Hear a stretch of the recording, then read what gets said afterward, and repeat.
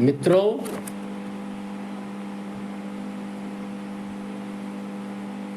आपकी बात आपके साथ के अंकों को सुनने वाले सभी मेरे परिजनों, मित्रों, बंधुओं को आज 23 मई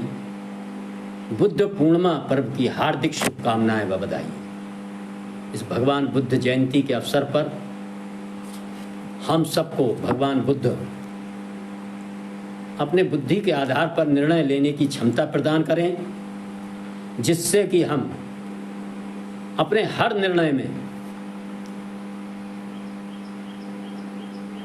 यह विचार कर सकें कि मेरे इस निर्णय से मेरे देश, मेरे समाज, मेरे परिवार व मेरे लिए क्या लाभ होगा, और हम सबको सपरिवार संस्कार युक्त रास्ते पर चलने की आशीर्वाद प्रदान भगवान बुद्ध करें। इसी आशा विश्वास के साथ मैं आपकी बात आपके साथ के इस अंक की शुरुआत करना चाहता हूं। मित्रों, भगवान बुद्ध ने हजारों हजार वर्ष पहले इस देश को अपने विचारों द्वारा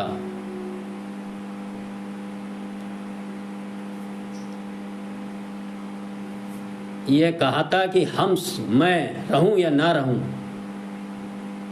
लेकिन हम सब किसी भी तर्क, किसी भी विचार को, किसी भी बात को अपनी बुद्धि की कसौटी पर कसकर आगे बढ़ें और उसे मानें, ना कि किसी के बहकावे में, किसी के छल प्रपंच वाले विचार विमर्श में फंसकर अपने लिए और अपने समाज के लिए, अपने राष्ट्र के लिए गलत निर्णय ना ले। बुद्धं शरणं गच्छामि, संघं शरणं गच्छामि, धम्मं शरणं गच्छामि। हम अच्छे व्यक्ति से जुड़ें, अच्छे व्यक्तियों वाले समूह से जुड़ें, और इसके बाद उन समूहों के माध्यम से हम धर्म से जुड़कर अपने बुद्धि विवेक के अनुसार अपने लिए आने वाले जीवन में स्वयं अपना, अपने परिवार, अपने देश समाज के लिए उन्नति का रास्ता तैयार करें। मित्रों, पूज्य बाबा साहब द्वारा उनके नेतृत्व में देश की आज़ादी के समय जो संविधान का निर्माण हुआ था, उस संविधान के अंदर हम सबको एक बहुत बड़ा अधिकार प्राप्त हुआ था, वह था मतदान का अधिकार। और उस मतदान के अधिकार के नाते हम सब अपने अपने कीमती वोटों के द्वारा अपने सपनों की, जो हमको उन्नति के रास्ते पर ले जाए, ऐसी सरकार चुनने का अधिकार हम सबको प्राप्त हुआ था। लेकिन हम सब ऐसे लोग जो कहीं ना कहीं किन्हीं कारणों से लंबे समय से समाज की व्यवस्था के अनुरूप दबे रह गए, पिछड़े रह गए, और सुदूरवर्ती क्षेत्रों में रहने के कारण अपनी आर्थिक, सामाजिक, शैक्षिक, संस्कार व्यवस्थाओं में आगे न रहने के कारण जो पंक्ति है, उस पंक्ति में अंतिम छोर पर खड़े रह गए, और हमारे बारे में एक लंबे समय तक रहे राजनीतिक दलों, व्यवस्थाओं ने विचार न करके केवल मैं, मेरा परिवार, मेरा वर्ग के बारे में विचार करने का काम किया। इस कारण ऐसे गरीब, दलित, शोषित, पीड़ित गांव, गरीब किसान, झुग्गी झोपड़ी के इंसान, महिलाओं का, युवाओं का बारे में जो विचार होना चाहिए उनकी उन्नति के बारे में, वह नहीं हो पाया। और इसी कारण ये भारत देश लंबे समय तक गुलामी से गुजरता हुआ देश की आज़ादी के बाद भी विश्व में वह स्थान प्राप्त नहीं कर पाया जो उसको करना चाहिए था, जबकि हमारे साथ ही आज़ाद हुए बहुत से देश आज विश्व में एक अच्छा स्थान, चाहे वह जापान हो, चीन हो या अन्य देश भी हैं। सिंगापुर जैसा छोटा देश हमारे बाद आज़ाद हुआ था, आज विश्व में उसका स्थान कहाँ है, ये हम सबको देखकर बहुत दुख और अफसोस भी होता है।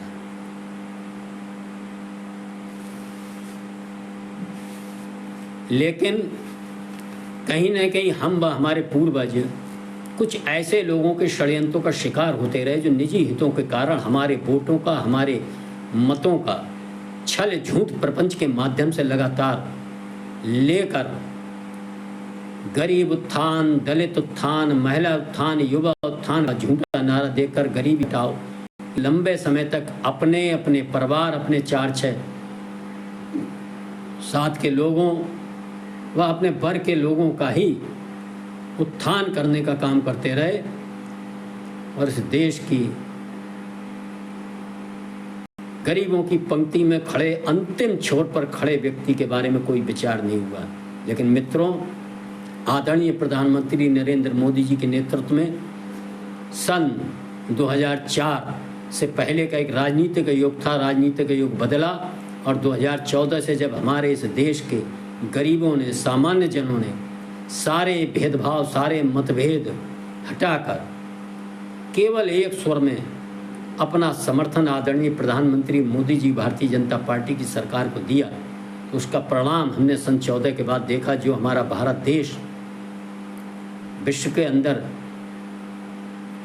11वें, 12वें, 13वें नंबर पर हुआ करता था, जिसका कोई सम्मान नहीं था। छोटे छोटे देश इस देश में आकर आए दिन आतंकवाद, लूटपाट और हमारे सुरक्षा बलों के साथ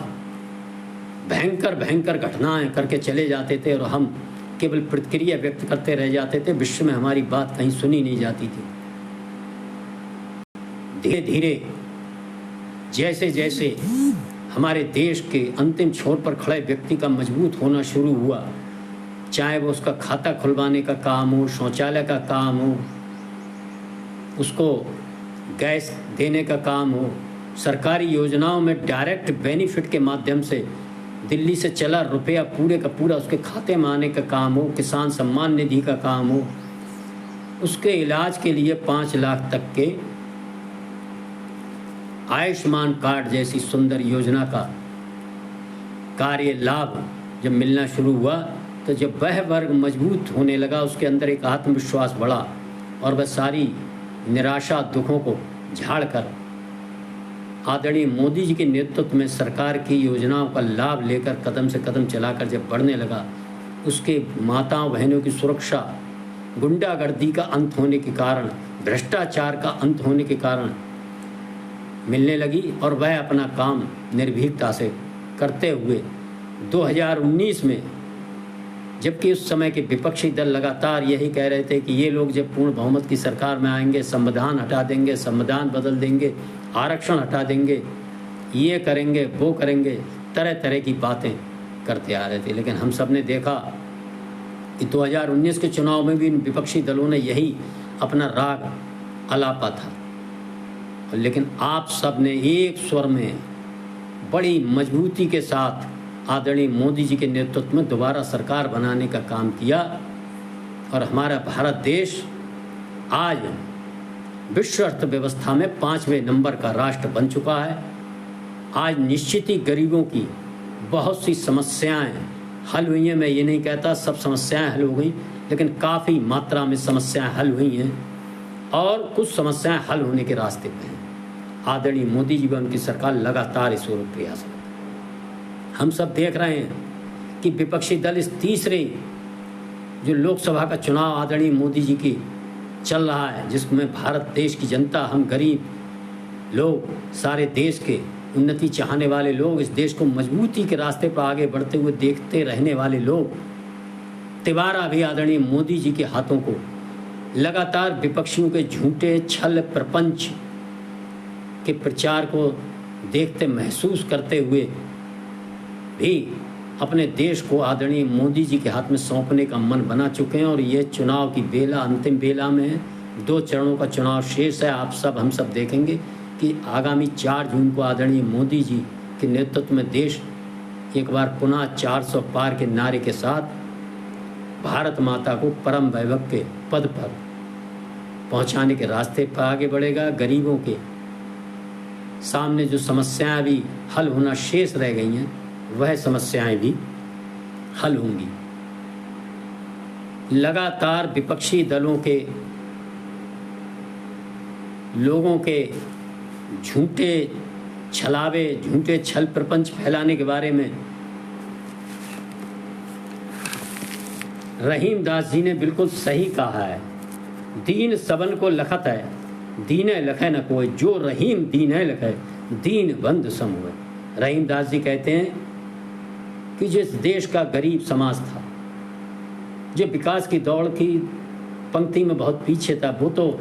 देश आज़ादी के बाद हर राजनीतिक दल को देखता रहा, लगता रहा और अपना मत देता रहा, उनकी सरकारें बनाता रहा। लेकिन ऐसे राजनीतिक दलों ने, ऐसे राजनेताओं ने इस गरीब को ठगने के काम किया, इसको नहीं देखा इन गरीबों को। और जो गरीबों को देखता है, जो गरीबों की सुनता है, जो गरीबों की समस्या हल करता है, वह गरीबों के लिए भगवान के समान हो जाता है, दीन बंधु कहलाता है। आज आदरणीय मोदी जी ने सन 14 के बाद जो गरीबों को सुनना, गरीबों को देखना, गरीबों की समस्याएं हल करने का काम शुरू किया था, निश्चित ही गरीबों के मन में आदरणीय मोदी जी की छवि भगवान और दीन बंधु अपने भाई के रूप में स्थापित हो चुकी है। और उसी का परिणाम है कि विपक्ष लगातार अपने झूठे छलावे फैलाने का काम सोशल मीडिया के माध्यम से, विभिन्न मीडिया के माध्यम से, स्थानीय स्तर पर से लेकर राष्ट्रीय स्तर, अंतर्राष्ट्रीय स्तर पर फैलाने का काम और एक अंतर्राष्ट्रीय षड्यंत्र में उस ऐसे झूठे प्रपंचों को आगे बढ़ाने का काम करता आ रहा है। हम सब ने देखा आदरणीय मोदी जी ने गरीबों के उत्थान के लिए कैसे कैसे काम किए हैं, इस देश का जो गौरव बढ़ाने का कैसा काम किया, सनातन को कैसे समृद्ध व आगे बढ़ाने का काम किया है, ये हम सब ने देखा। मित्रों, मैं ज़्यादा बात न करते हुए केवल इतनी ही बात कर अपनी वाणी को विराम देता हूँ कि हम सबको इस बारे में सचेत रहना चाहिए, क्योंकि इस देश में चुनाव एक सतत रूप से चलने वाली प्रक्रिया हर दूसरे तीसरे वर्ष आती है। कभी लोकसभा, कभी विधानसभा, कभी जिला पंचायत, कभी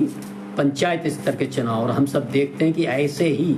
झूठ छल प्रपंच फैलाने वाले राजनेता समय समय पर नए अवतार, नए रूप लेकर